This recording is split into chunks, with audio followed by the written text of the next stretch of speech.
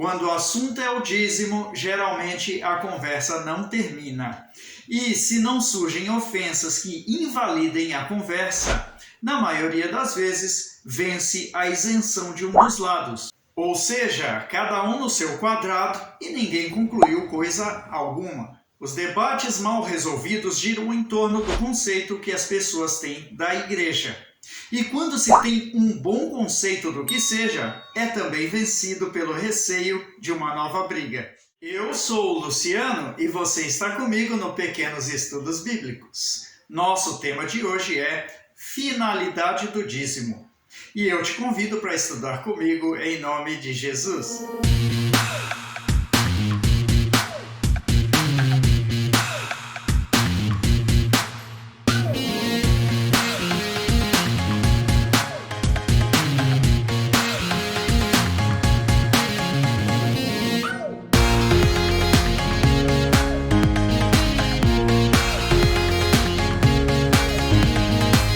Mateus 23, versículo 23. Ai de vós, escribas e fariseus hipócritas, pois que dais o dízimo da hortelã, do endro e do cominho, e desprezais o mais importante da lei, o juízo, a misericórdia e a fé. Deveis, porém, fazer essas coisas e não omitir aquelas. Aqui está claro que falava que deviam dar o dízimo e praticar também o juízo, a misericórdia e a fé. Tendo Jesus nascido no tempo da lei, alguém poderia afirmar que a prática do dízimo encerrou-se quando ele subiu aos céus. Se, por um acaso, o próprio Jesus não tivesse dito estas palavras. João 14, versículo 12.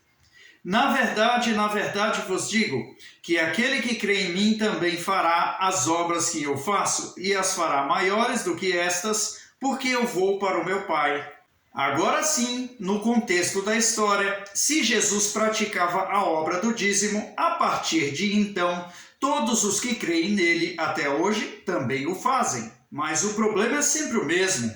Praticam uma parte e omitem a outra. Se lembram do pecado e do ladrão e esquecem da misericórdia, do juízo e da fé. Na verdade, a igreja é o maior instituto de serviço social do planeta, preparando jovens, restaurando casamentos, orientando perdidos, devolvendo autoestima, ensinando empresários, estruturando famílias, libertando os presos espirituais e, para que esta instituição permaneça atuante e forte, disse Deus. Malaquias 3, versículo 10. Trazei todos os dízimos à casa do tesouro, para que haja mantimento na minha casa. E depois fazei prova de mim, diz o Senhor dos Exércitos, se eu não vos abrir as janelas do céu e não derramar sobre vós uma bênção tal, que dela vos advenha maior abastança. Nossa preocupação não deveria ser com quanto vamos dar, mas com quantas almas vamos ajudar, mantendo a casa do Senhor. E apesar dele prometer abrir as janelas do céu, o nosso preconceito religioso desvia de nós a essência do amor ao próximo. Segundo aos Coríntios capítulo 9, versículo 10.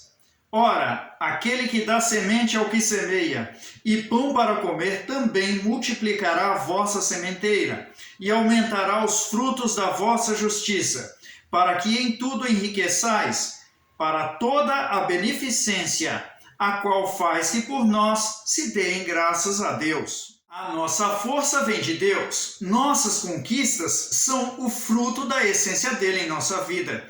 Todavia, para muitos é difícil crer. Exatamente por quê? Porque não leem a Bíblia. E aqui está o segredo do dízimo, que você está dando 10% do que o próprio Deus te deu. E esta sua colaboração de amor fará permanecer o trabalho que trará alegria a alguém, meu irmão. E este, por causa da tua fidelidade, glorificará a Deus. Ageu capítulo 1, versículo 4. É para vós tempo de habitardes nas vossas casas estucadas, e esta casa há de ficar deserta? É claro que ele estava falando do templo, da igreja, mas dá para perceber que o povo estava meio acomodado, meu irmão, em sua zona de conforto. E tirá-los de lá daria trabalho, meu irmão. Renderia conversa. E sempre aparece alguém para dizer que isso aí não é obra do Senhor, isso é coisa do homem. E hoje é diferente? Não, mas a obra cresceu. E as despesas não estão resumidas em 2 ou 3 fornecedores.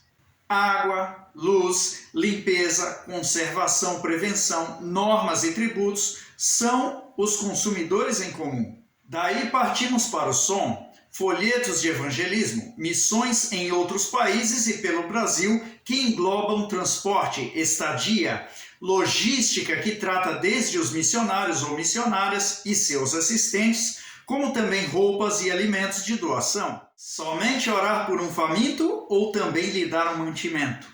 Orar pelo despido ou lhe dar uma veste? Receber um desamparado, dar um abraço ou também lhe levantar uma casa? Consertar o seu fogão ou visitá-lo no hospital? Qual preço você quer pagar? O da omissão ou da obediência? Você quem responde. Em quem vamos acreditar? Em qualquer um que fale o que queremos ouvir ou no próprio Deus pela nossa comunhão com Ele? Se você quiser ouvir a Deus e saber a verdade, vai orar e ler a Bíblia. Se não, espere, que sempre tem alguém para lhe contar a sua versão. E aqui vamos encerrando o nosso estudo. O objetivo aqui foi explicar a finalidade do dízimo e onde ele é aplicado.